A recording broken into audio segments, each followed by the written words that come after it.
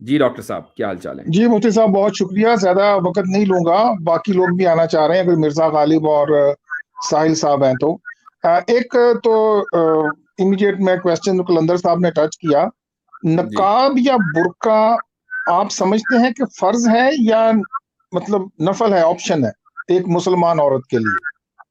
नहीं, अभी जो अगर आप शुरू से देख रहे होंगे ये स्ट्रीम, तो उसमें चेहरे को छुपाना ये कुरान से साबित है और कुरान ने इसका हुक्म दिया है। तो इसका मतलब ये ऑलमोस्ट फर्ज ही हो गया, वाजिब हो गया, बिल्कुल, ठीक हो गया। बिल्कुल, बिल्कुल। अच्छा, दूसरा ये कि ये सारी आयात 1400 साल पुरानी उस वक्त उस कल्चर के हिसाब से थी।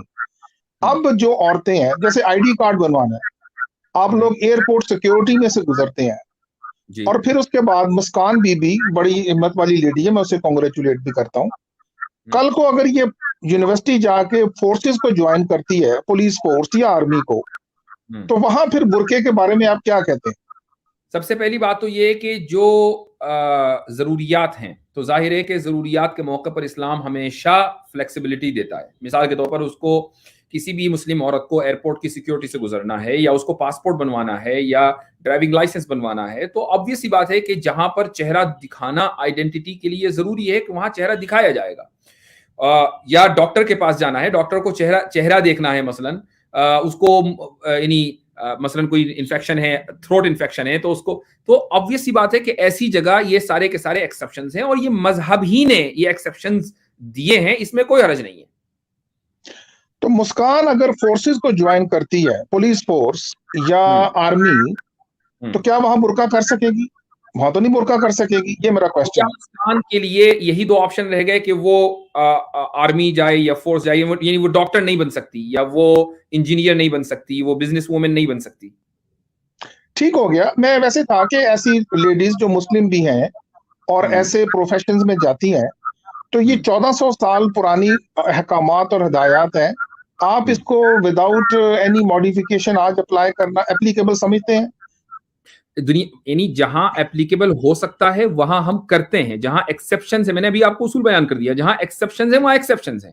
यानी जहां चेहरा खोले बगैर काम नहीं चल सकता, वहां चेहरा खोला जाएगा। आप सऊदी अरब अगर गए, आप शायद वहां रहे भी हैं, तो जी। आपने देखा होगा सऊदी अरब के अंदर जो है पुलिस में बाकायदा एक फोर्स ऐसी है कि जो यानी खालिस लेडी पुलिस है वो, और वो अपना चेहरा भी छुपाती है, और उसके लॉ एंड ऑर्डर को बहुत सक्सेसफुली वो मेंटेन करती है।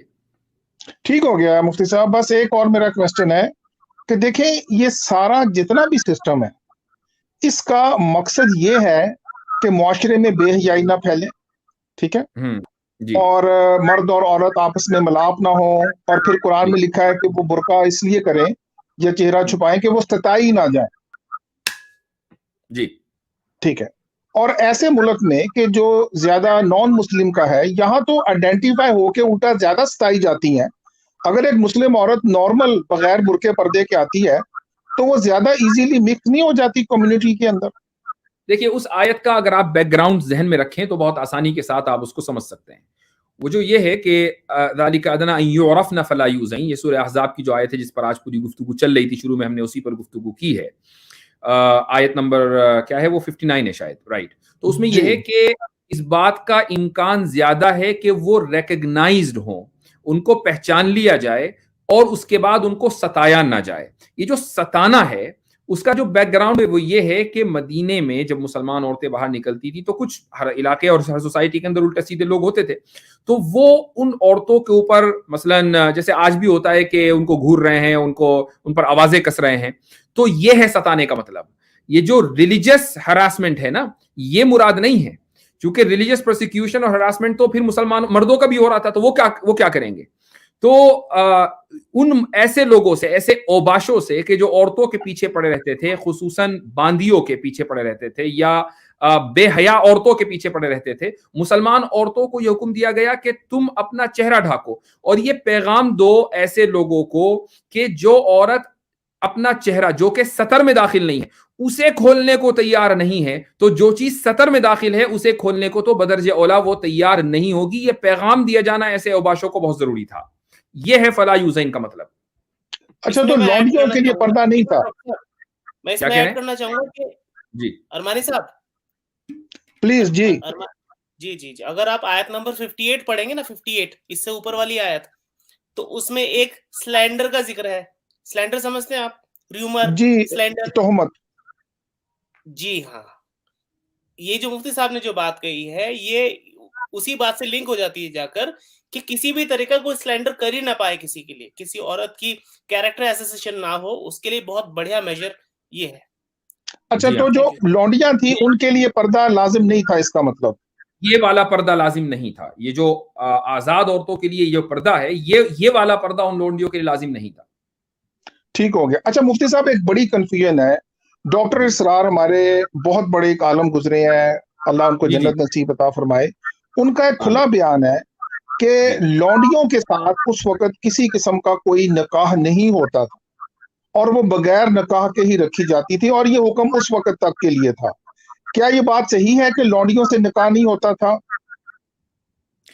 यानी इसमें तफसील इस तरह है कि अगर एक आदमी की मसलन कोई बांदी है, लौंडी है, और वो किसी से निकाह करना चाहती है या उसको कोई प्रपोज करता है, तो वो अपने मालिक के की इजाजत के बगैर निकाह नहीं कर सकती थी।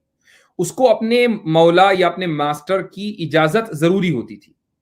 या इसी तरीके से एक मास्टर है, वो अपनी लौंडी से निकाह करना चाहता है, तो वो उसको आजाद करे और उससे निकाह कर ले। दोनों सूरतें हैं। लेकिन लेकिन जी, ये कि लौंडियों से बगैर निकाह के मुबाशरत उस वक्त की गई या होती थी, इसके बारे में क्या बिल्कुल कहेंगे आप? बिल्कुल बिल्कुल, तो इसमें कोई क्या दो राय नहीं। इसमें बिल्कुल वाज़े है कि नबी करीम और सहाबा कराम ने बगैर निकाह लौंडियों से मुबाशरत जारी रखी? इस पे बारे में क्या कहते हैं आप? इस पर इत्तेफाक है, इसमें कोई मसला नहीं है, हम इसके कायल हैं। और ये वक्त हुक्म सिर्फ उस वक्त के लिए था?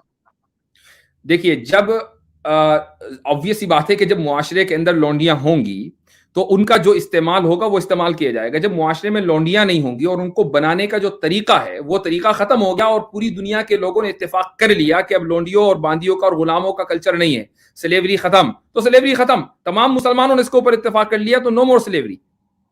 अब जब ये इत्तेफाक हो गया पूरी दुनिया के लोगों में, तो अब अगर कोई मुसलमान किसी को स्लेव बनाना चाहे तो ये जायज नहीं है उसके लिए।